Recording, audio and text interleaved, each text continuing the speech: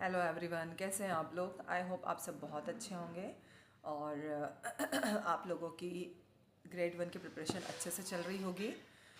मेरी आवाज़ थोड़ी आपको लो लगेगी आज क्योंकि मेरी तबीयत ठीक नहीं है।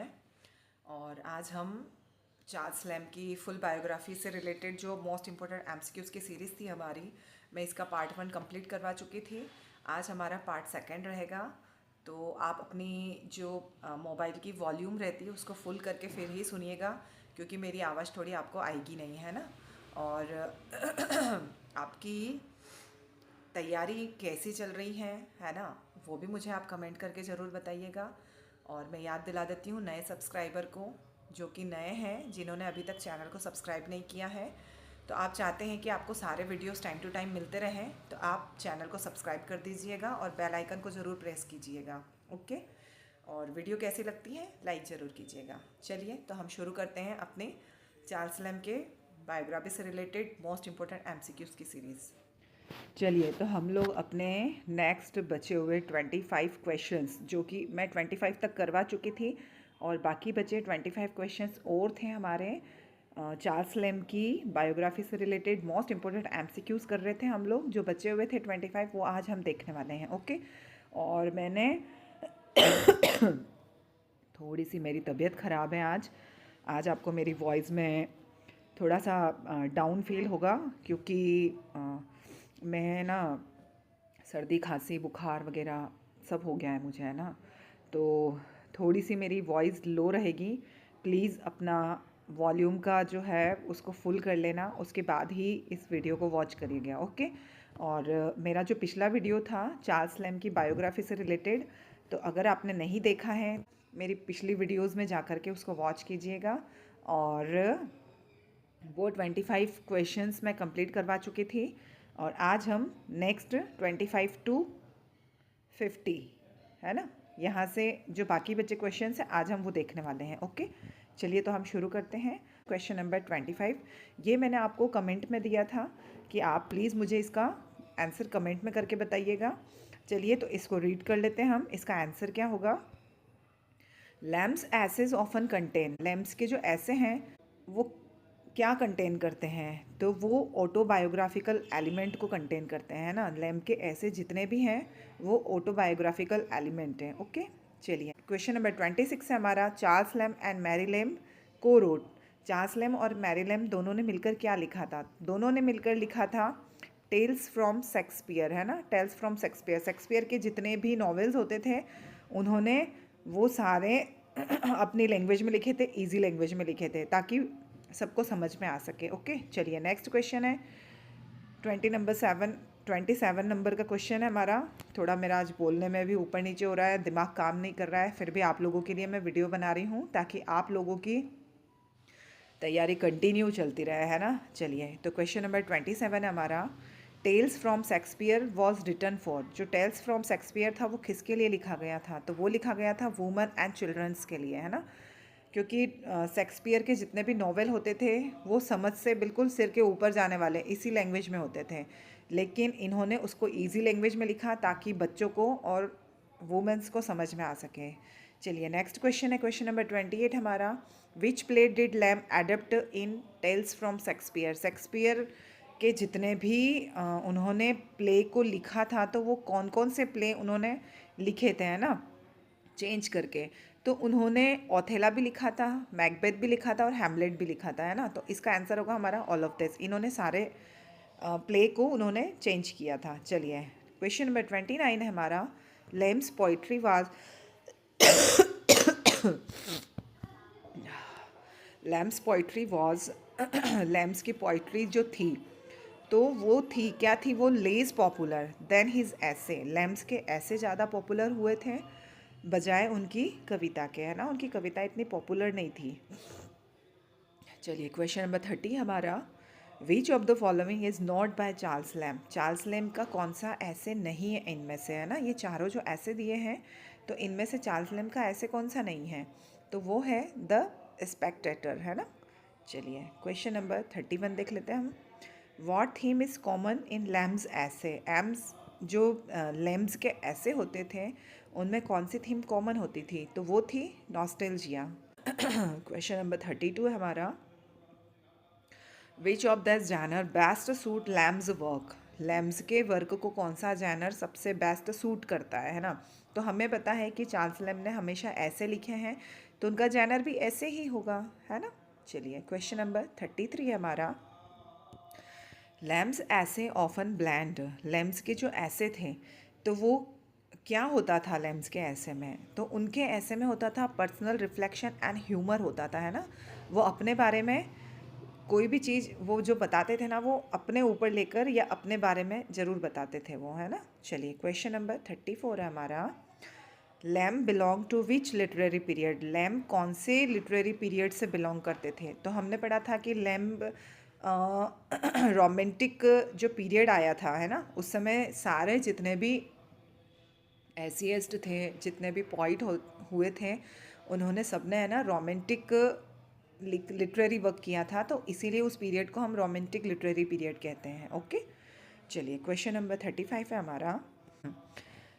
Lamps prose is often marked by. Lamb's के जो ऐसे हैं या लैम्स के जितने भी प्रोज हैं वो मार्क्ड करते हैं किसके द्वारा, है ना, तो वो मार्क्ड करते हैं जेंटल ह्यूमर एंड सिंप्लिसिटी के द्वारा, है ना। उनके जितने भी ऐसे हैं उसमें जेंटल ह्यूमर है और वो बहुत सिंपल है ना, ताकि सबको समझ में आ सके।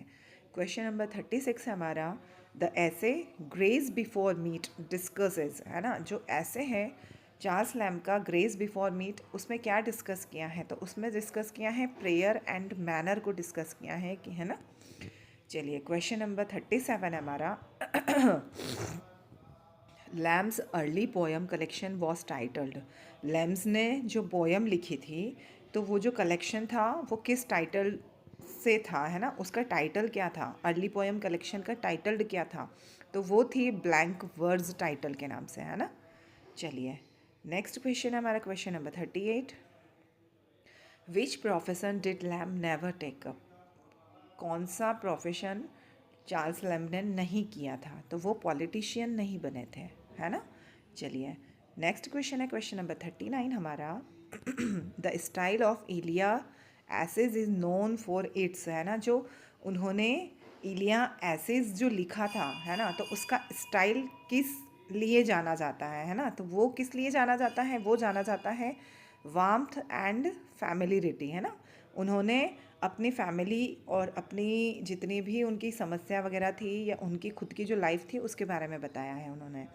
चलिए क्वेश्चन नंबर 40 हमारा।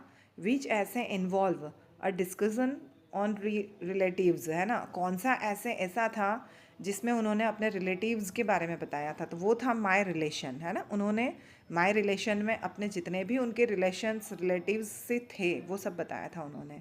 चलिए क्वेश्चन नंबर 41 है हमारा। Lamb uses pseudonyms for real people in his essays too. Lambs uses pseudonyms for real people in his essay. उनके ऐसे में उन्होंने जो रियल पीपल होते थे उनके लिए pseudonyms यूज़ किया था, तो वो क्या था, है ना, तो वो था प्रोटेक्ट एंड आइडेंटिटी। ओके, वो था प्रोटेक्ट एंड आइडेंटिटी था। चलिए नेक्स्ट क्वेश्चन हमारा, question number 42। Lamb's essays often include, है ना, लैम्ब के जितने भी ऐसे होते थे उनमें इंक्लूड होता था, तो क्या इंक्लूड होता था, रियल लाइफ कैरेक्टर इंक्लूड होते थे। ओके, चलिए नेक्स्ट क्वेश्चन है, question number 43। The essay New Year's Eve talk about, जो लैम्ब चार्ल्स लैम्ब का ऐसे था न्यू ईयर ईव, वो किसके बारे में बताया गया है ना, उसके उसमें किस चीज़ के बारे में बात हुई है, तो उसमें फियर ऑफ डेथ के बारे में बताया है। ओके, चलिए क्वेश्चन नंबर 44 है हमारा।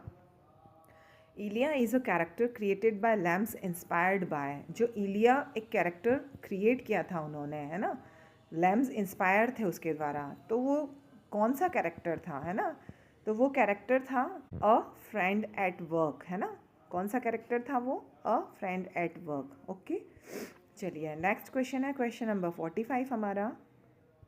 Which of these is Charles Lamb only play, कौन सा प्ले ऐसा है जो चार्ल्स लैम्ब का है ना, which of these in is Charles Lamb only play, केवल वो चार्ल्स लैम्ब का ही प्ले है ना, तो वो है हमारा जॉन वुडविल। ओके, क्या था वो प्ले, चार्ल्स लैम्ब का प्ले था, वो था जॉन वुडविल। चलिए नेक्स्ट क्वेश्चन है question number 46। Lamb's contribution to English prose lies in. Lamb ने जो कंट्रीब्यूशन दिया है इंग्लिश प्रोज में, है ना, तो वो क्या है, मतलब किसके ऊपर डिपेंड है वो पूरा।